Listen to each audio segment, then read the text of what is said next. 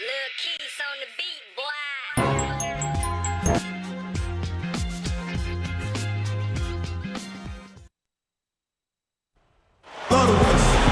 Live from Oklahoma City, Oklahoma, the home of the Thunder. We're broadcasting from the Chesapeake Energy Arena. Thunder making a quick stop here in front of their home crowd of Oklahoma City, just one game before heading back out on the road. Well, they come into every game with confidence, and this game is no different. Two elite teams put each other to the test, certainly, every time they meet. A lot on the line in this one, though. Well, anything less than the kind of success they've had this season would have been a major disappointment for this team and its fans. I mean, that's never become an issue, though. I mean, they're rolling. How about steamrolling, Steve? I mean, this season has been one where they've gathered a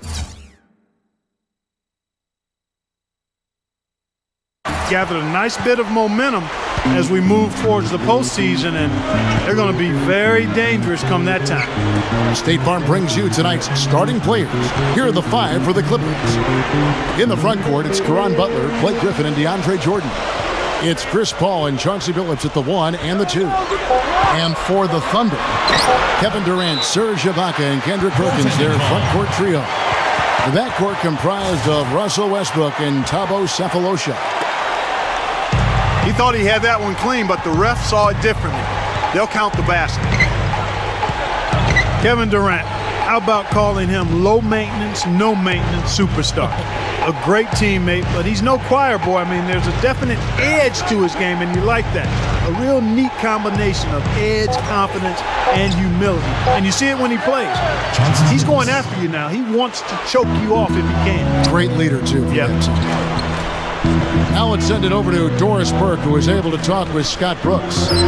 Thank you, Kevin. When we spoke just a moment ago about their offensive game plan, he said they'll try to keep it varied. He told me in order to be successful against a good defensive team like this one, you can't get too predictable. If you do that, they can really be disruptive. Guys, expect a little subterfuge and misdirection in this one, trying to keep the defense honest. Thanks for that report, Doris. Guys, do you think we'll see game planning early on that might end up developing through the game as far as getting through this very tough defense? I think there's almost no question that what they're doing offensively at the beginning of the game will change several times before we're finished. Well, that's what the defense they're facing forces you to do. You have to be ready to adjust and make some changes. It's too complex a defensive scheme to just attack it one set way. Clark, you were just talking about Durant, the edginess underneath. Think about the tattoos he has all underneath his jersey, kept tucked away, Steve, not really in the sight of the cameras and the fans, but the kid's got some grit, I think. Oh, he's got grit. There's no question. I mean, if you had to design a basketball player, I think Kevin Durant would be pretty much what you come up with. The length, the skill, but also the humility and the competitiveness. He's got the whole package, and that's why he has Oklahoma City knocking on the door of a championship. Now Westbrook following Durant's three-point attempt. Westbrook passes to Durant.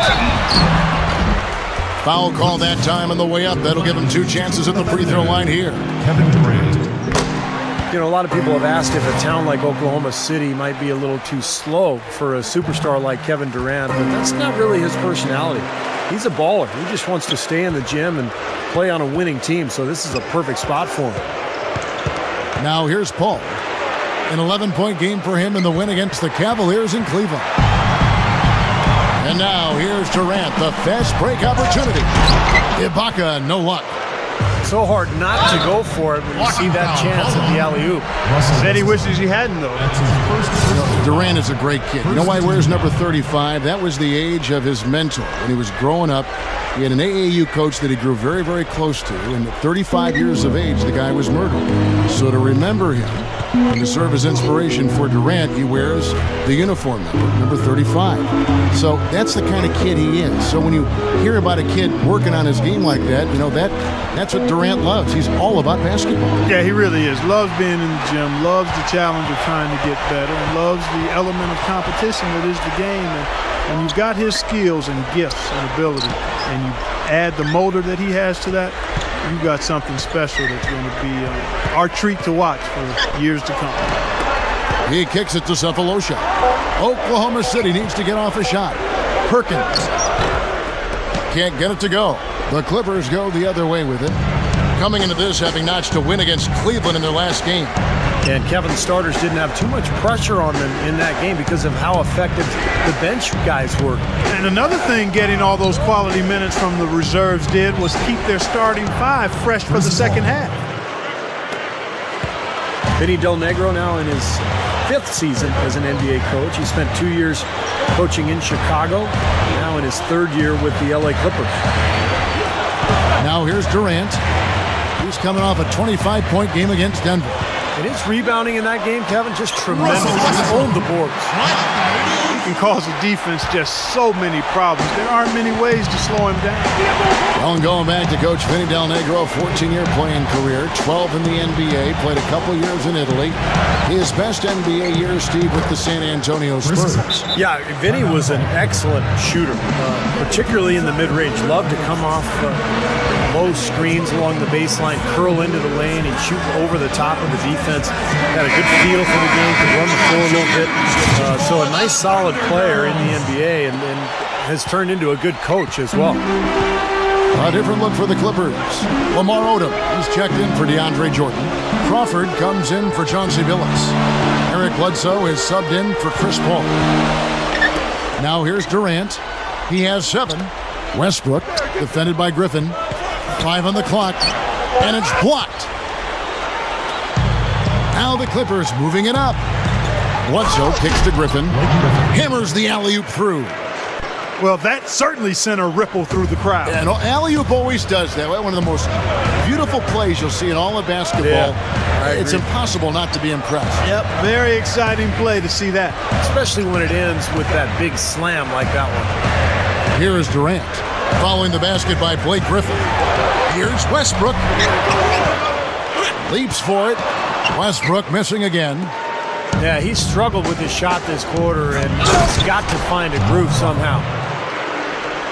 Well, you think about what Chris Paul meant to the Clippers, guys, not just on the floor, and that's pretty obvious. He's one of the best point guards in the league, if not the best. But it had more to do with the identity of the team. I think people took them seriously after that deal. And in fact, in LA, there was a budding rivalry between the Clippers and the Lakers for who was the city's best team. And that had never been a question before. It didn't take long for Serge Ibaka to establish himself as one of the best shot blockers in the league. He has impeccable timing, and he's so athletic and tall with long arms, so he's really able to bother offensive players. Ibaka just gives you everything you want out of a hustle player. I mean, he plays tough, in-your-face D, and on offense, he's got no problem banging down low for extra possessions or put-back dunks, and he's becoming a little more polished in his face-up game. Bledsoe dishes to Crawford. The offensive rebound. Jordan kicks to Bledsoe. Dishes it to Crawford. He's covered by Westbrook. Goes back up. Crawford missing again. For so long, Steve, it seemed that the Clippers were always the second fiddle, but with Chris Paul ending up there and not in a Laker uniform, it just changed the whole mindset, Clark, it seems, of the franchise. And if you've had the tough breaks that the Clippers have had over the years, one big moment or big player acquisition like a Chris Paul can really move your franchise in a totally different direction. It's clear they had one thing on their mind when they came out of the gate today: rebound. Yeah, they've opened up the game with a pretty good margin in that area. Great sign for this club. Now here's Durant. He's got 7. Westbrook takes the 3. Snatched up. Tries again.